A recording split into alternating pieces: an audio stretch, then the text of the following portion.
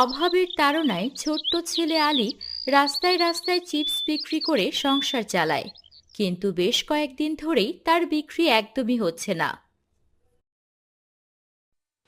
উফ, কতক্ষণ ধরে এখানে দাঁড়িয়ে আছি কিন্তু কেউ চিপস কিনছে না। কি জানি আল্লাহ পাক কিসের পরীক্ষা নিচ্ছেন। ভাই, ও ভাই, চিপস নিবেন? চিপস? না ভাই, লাগবো না। এই গরমে দাঁড়িয়ে থেকে লাভ নেই, বাড়ি চলে যাই বরং। জিনিসপত্র নিয়ে আলী বাড়ি চলে আসে। ঘুম যদি না আসে গভীর রাতে, আসসালামু আলাইকুম আম্মা। জাগো তাসবিহ হাতে। ওয়ালাইকুম আসসালাম। কি হয়েছে বাবা, এত তাড়াতাড়ি চলে এলি যে? বেচা কেনা একদমই হচ্ছে না মা, তাই গরমে দাঁড়িয়ে না থেকে বাসায় চলে এলাম। একটু পরেই তো আজান দেবে। খুব ভালো করেছিস বাবা, চিন্তা করিস না, রিজিক আল্লাহর দান। আল্লাহই তোর রিজিকে একদিন না একদিন বরকত দিবেন, ইনশাআল্লাহ। ইনশাআল্লাহ। পরের দিন আবার আলী চিপস বেচতে যায়। অনেকক্ষণ দাঁড়িয়ে থাকার পরেও কোনো কাস্টমার সে পায় না। কোনো কাস্টমারই তো দেখছি না। আজকেও মনে হয় কোনো বেচা কেনা হবে না। বাড়ি ফিরেও তো কোনো লাভ নেই, শুধু শুধু বসে থাকতে হবে। এখানেই বরং দাঁড়িয়ে থাকি।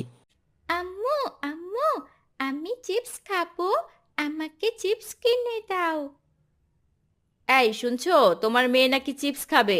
আশেপাশে দেখো তো কোথাও চিপসের দোকান আছে কিনা। আরে আরে, এখন আবার চিপস কিনতে যাব নাকি? এমনিতেই কতগুলো টাকা নষ্ট করলাম। তোমার বাচ্চাই তো খেতে চেয়েছে, সবসময় এত কিপটামি করলে হবে নাকি? কিপটামি কি আর করতাম নাকি? দেখলে না, একটা দোকানদার আমাকে ওই নকল টাকা ধরিয়ে দিল। এখন তো আর ওই বদলিয়েও দিচ্ছে না।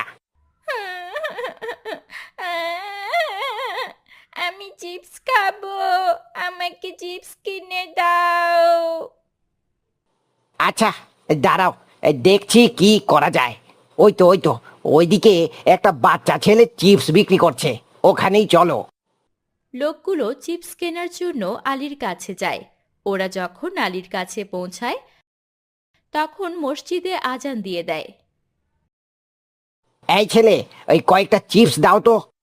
চাচা, আমি তো এখন চিপস দিতে পারবো না।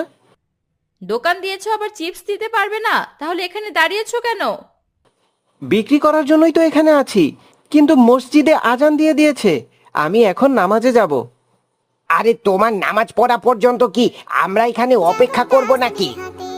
না না, তা করতে হবে না। আপনারা বরং এক